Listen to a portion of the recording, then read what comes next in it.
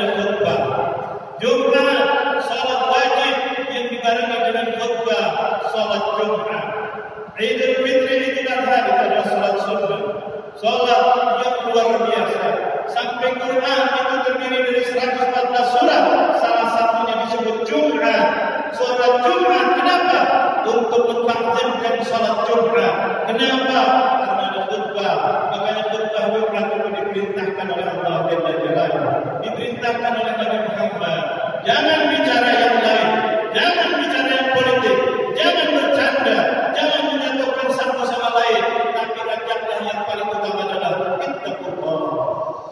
Ittaqullah, takwalah kepada Allah Jalla Jalaluhu. Ingat kembali kepada Allah. Ini adalah tugasnya khatib.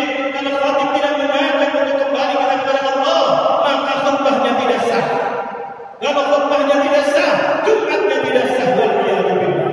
Inilah yang kita harapkan. Detik-detik khutbah Jumat, khatib pun diingat oleh Rasulullah SAW. Jangan kemana-mana, ajak agar mengingatkan mereka. Kenapa? Karena umat Nabi Muhammad adalah umat yang disayang oleh Rasulullah. Rasulullah berapa kali nangis untuk umatnya. Setiap malam mendoakan umatnya. Setiap malam minta kepada Allah, ummati, ummati. Ketika Isra wal Mi'raj di Sidratul Muntaha yang diingat umatnya.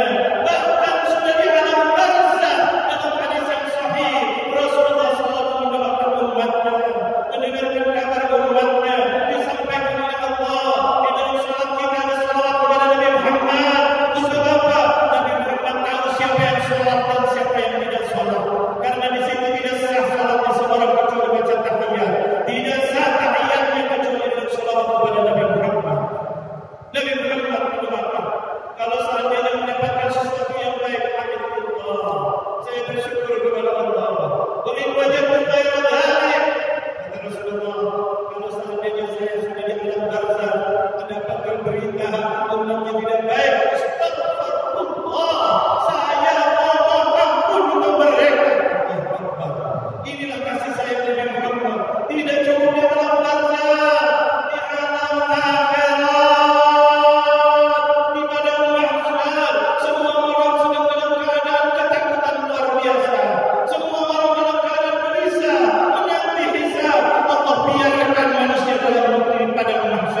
Dari umat Nabi Adam sampai umat Nabi Muhammad yang terakhir sampai hari kiamat. Subhanallah, dibiarkan oleh Allah, didiamkan oleh Allah Jalla Jalaluhu. Mereka kebingungan, kapan hisab, kapan hisab, kapan saya ingin kejelasan, saya ingin masuk surga atau neraka. Allah biarkan, biarkan. Ayo ditunjukkan oleh Allah siapa yang bisa menerangkan saat ini. Hei orang-orang yang zalim, Allah tunjukkan kepada orang-orang yang zalim. Hei para pejabat yang zalim, hei para pemimpin-pemimpin yang zalim, liman yang mulkul yaum. Ditanya oleh Allah Jalla Jalaluhu. Kalian perlu bisa menentukan. Boleh sekarang, boleh nanti, boleh ditangkap, boleh tidak ditangkap, boleh dikasih jabatan, boleh juga ditarik dari jabatan. Dulu di negara, dulu di muka bumi dengan jabatan Anda. Saat ini siapa yang memiliki itu? Ayo gerakan. Apakah Anda bisa bergerak daripada bangsa menuju surga atau ke tempat yang lain?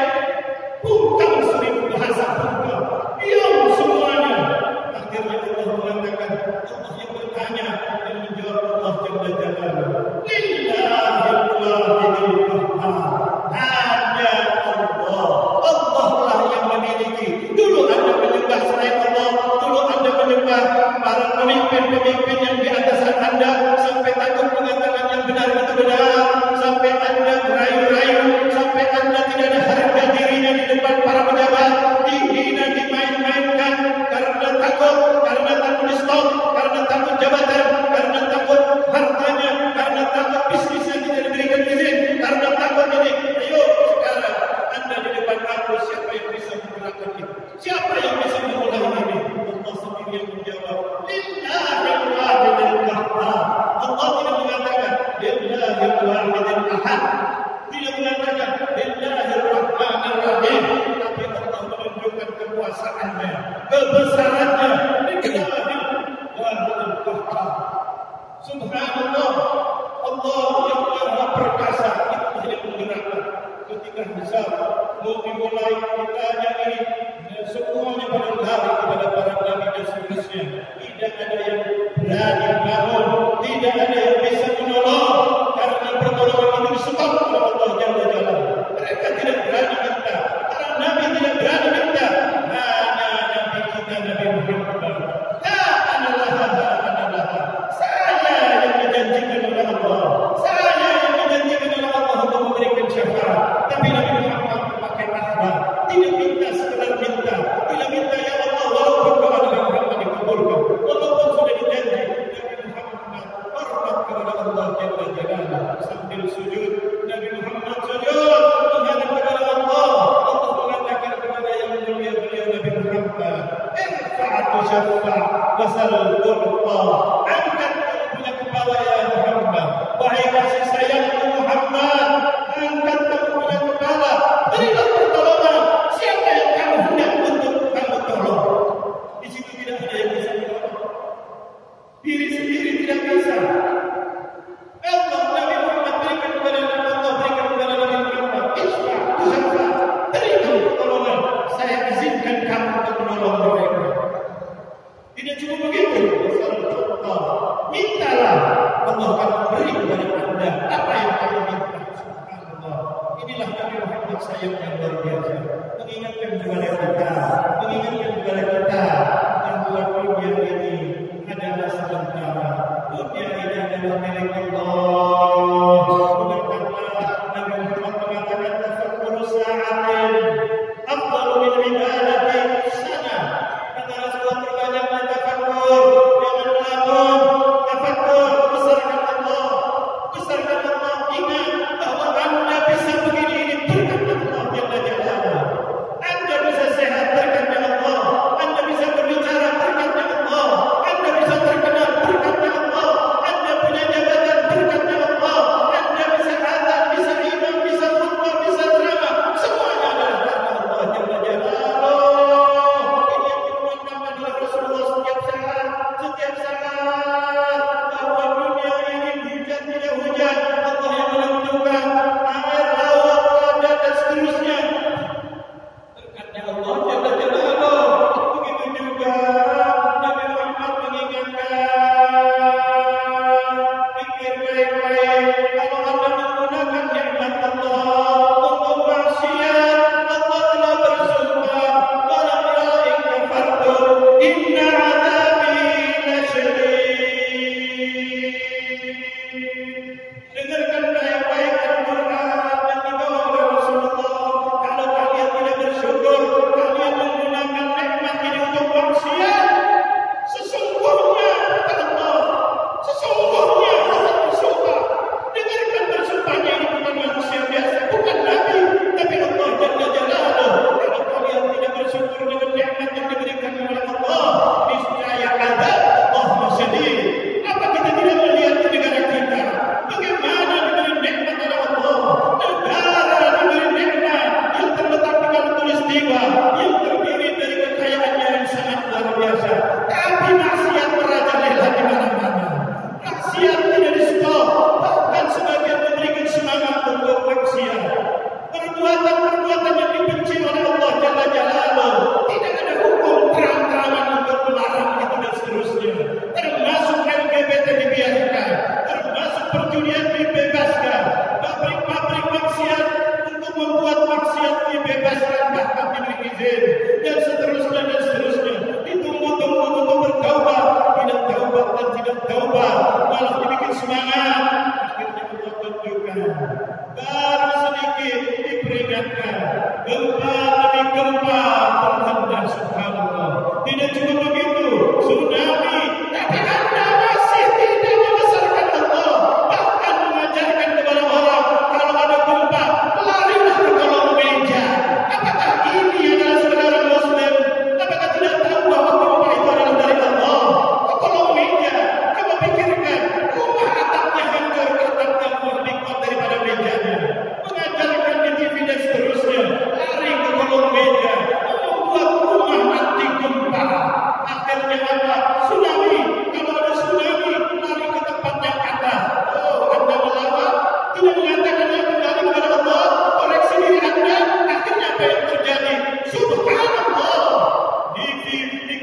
pasti terjadi. Mau bilang apa lagi? Kemana Anda? Ke atas. Dari atas dia hancur lembur. Itu tanahnya yang hancur. Apa tidak lihat dari kesaksian mereka yang selamat? Ketika saya melihat tsunami, saya ingat katanya naik ke atas. Ternyata naik ke atas, Allah mengejar dia. Apakah tidak melihat ini semuanya? Ayo, yang punya, yang selalu tidak mendekatkan diri kepada Allah, untuk kelas, untuk lari kolong meja, untuk naik ke atas, menaiki faksi, Anda mau kemana? Anda mau kemana? Rumah sendiri jalan. Apa tidak lihat 9 sekolahan terendam dimakan tanah, subhanallah. Disebut oleh tanah. Berapa ribu rumah-rumah yang hancur dan bukan lagi hancur, masuk ke dalam, yang dari dalam keluar. Dulu kita dengar itu ada dalam Al-Quran ketika kaum Lot, ketika kaum Ad, ketika kaum Samud, ketika kaum Fir'aun. Oh, itu di sana, itu dulu di negeri Arab dan sekitarnya. Sekarang sudah masuk ke Nusantara. Tanah bisa menelan, bukan hanya manusia, rumah-rumahnya, sekolahannya, bahkan yang lain-lainnya ditelan oleh bumi. Mau kemana setelah itu? Pikirkan hai orang-orang yang pura-pura pandai memikir, tidak pandai untuk mengajak bahwa kita ini adalah negara Pancasila. Kita adalah sila pertama adalah ketuhanan yang Maha Esa. Apakah Anda tidak mengajak mereka untuk kembali introspeksi kembali kepada Allah Jalla Jalaluhu? Ayo diajak istighfar, ayo kita beristighfar bersama-sama, ayo kita mengakui kesalahan kita. Untuk apa? Untuk turun rahmatnya Allah Jalla Jalaluhu. Apakah Anda tidak ingat pesan Nabi Muhammad yang sayang kepada Anda, memberikan jalan keluar yang luar biasa? Menlazimkan istighfar, ja'alallahu lahu min kulli hammin faraja wa min kulli dhiqin makhraja wa razaqahu min haitsu la yahtasib. Ingat, Anda umat Nabi Muhammad. Nabi Muhammad sudah memberikan solusi. Kalau Anda ada masalah, apapun masalahnya, berupa masalah rezeki, masalah rumah tangga, masalah tak punya anak, masalah ini, masalah itu, bahkan masalah segala masalah, tidak ada yang bisa memberikan jalan keluar kecuali kita mendekatkan diri kepada Allah. Kenapa kita harus beristighfar? Karena kemungkinan besar yang terjadi ini adalah karena dosa-dosa kita. Apakah tidak ingat dengan pesannya Nabi? Ala adullukum ala darikum wa dawalikum. Apakah kalian mau aku tunjukkan yaitu musibah kalian dan cara bagaimana jalan keluarnya untuk dari musibah? Sahabat Nabi mengatakan, bala ya Rasulullah, ala inna da'akum dzunub. Musibah kalian itu adalah sebabnya dosa-dosa kalian, kata Rasulullah. Dosa-dosa kalian, kalian boleh, itu adalah dosa besar yang paling dibenci oleh Allah Jalla Jalaluhu. Bahkan perbuatan boleh itu akan dibalas di dunia sebelum di akhirat bersama dengan orang yang durhaka sama orang tuanya. Dua dosa ini yang didahulukan di azab di dunia sebelum di akhirat. Yang pertama adalah kezaliman, yang kedua adalah durhaka kepada orang tua. Ingat, kita sebagai bangsa yang asasnya Pancasila, yang di dalam awalnya adalah ketuhanan. Tolong kembali kepada ketuhanan sebelum yang lain-lainnya. Apa artinya keadilan kalau tidak ada ketuhanan? Keadilan sepihak, keadilan golongan, keadilan karena keinginan. Tapi kalau dia takut sama Allah, dia tidak akan peduli siapapun yang salah, walaupun orang dekat, walaupun anaknya, tetap dikatakan salah, tetap kena hukum. Jangan dipilah-pilih. Tapi kita melihat banyak orang-orang yang dipilah-pilih, yang salah selamat, yang tidak salah malah masuk penjara. Yang salah langgar di negaranya, yang tidak salah mau masuk negaranya susah. Inilah yang harus kita perhatikan. Ini kezaliman, maka itu bisa ada jalan keluarnya, yaitu kembali beristighfar kepada Allah Jalla Jalaluhu. Mudah-mudahan dengan Quran yang singkat ini mudah-mudahan bermanfaat untuk kita semuanya. Mudah-mudahan Allah jadikan kita makanya Quran dibacakan khatib tidak boleh khutbah langsung sekaligus. Khatib bagi memperingati dan khatib diwajibkan untuk mengajar. Istirahat sejenak untuk apa? Beristighfar.